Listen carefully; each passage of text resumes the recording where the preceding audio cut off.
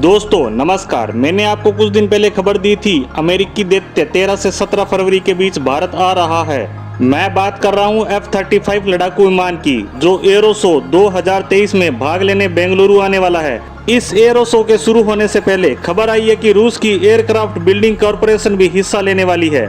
इसके यहाँ आने का एक बड़ा कारण बताया जा रहा है, जिसे जानकर आप सब हैरान हो जाएंगे। दरअसल ये कंपनी रूस के लिए Su-75 स्टेल्थ लड़ाकू विमान बनाने का काम कर रही है और इसी का प्रोटोटाइप बनाकर इन्होंने दुनिया के सामने पेश भी कर दिया है। इस प्रोटोटाइप का इन्होंने नाम दिया था चेकमेट। यह पिछले साल की घटना है। इस प्रोग्राम पर इनकी प्रोग्रेस जारी है और बताया जा रहा है 2025 से 26 के बीच इस लड़ाकू विमान का निर्माण कार्य पूरा कर लिया जाएगा। अब रूसी मीडिया से इस कंपनी के भारत आने की खबर है। यह भारत यूं ही नहीं आ रही है, बल्कि इसका उद्देश्य है भारत को Su-75 का ऑफर देना, यानी भारत और रूस दोनों मिलकर Su-75 का निर्माण करे। अब आप सोचेंगे जब भारत M का बना ही रहा है तो वह इस ऑफर को क्यों स्वीकार करेगा।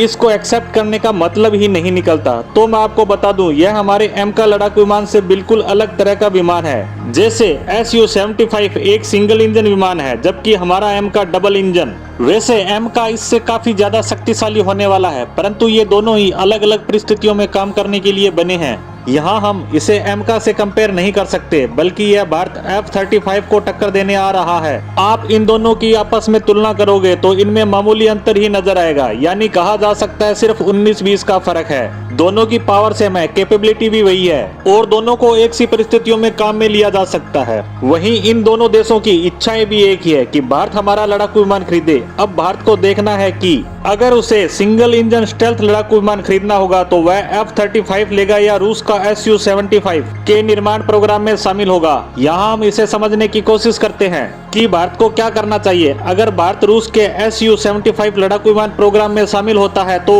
रूस इसके निर्माण से संबंधित सारी टेक्नोलॉजी हमें ट्रांसफर करेगा। वहीं F-35 लेने पर विचार करते हैं तो यहाँ हमें सिर्फ लड़ाकू विमान ही मिलने वाला है, टेक्नोलॉजी नहीं मिलेगी। यहीं दूसरा मुद्दा खड़ा होता है कि F-35 तो बनकर तैयार है, जबकि Su-75 अभी पाइपलाइन में है, यानी इसके निर्माण संबंधी प्रक्रियाएं चल रही हैं।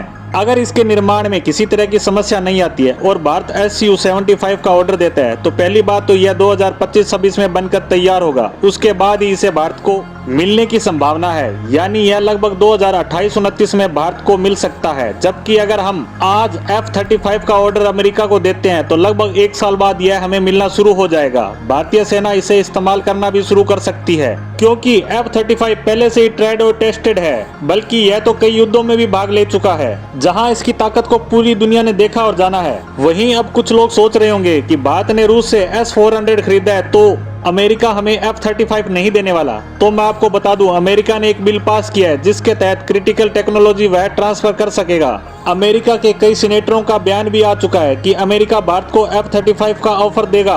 अब यहाँ देखने वाली बात यह है कि भारत सरकार और हमारी वायुसेना का इसको लेकर क्या विचार होने वाला है। क्या हम इनमें से कोई लड़ाकू विमान खरीदने का सोचेंगे या अपने खुद के M का को इन दोनों पर वरीयता देंगे, इस पर हमारी नजर आगे भी बनी रहेगी। इसी के साथ आज की पोस्ट को यहीं विराम देते हैं। धन्यवाद।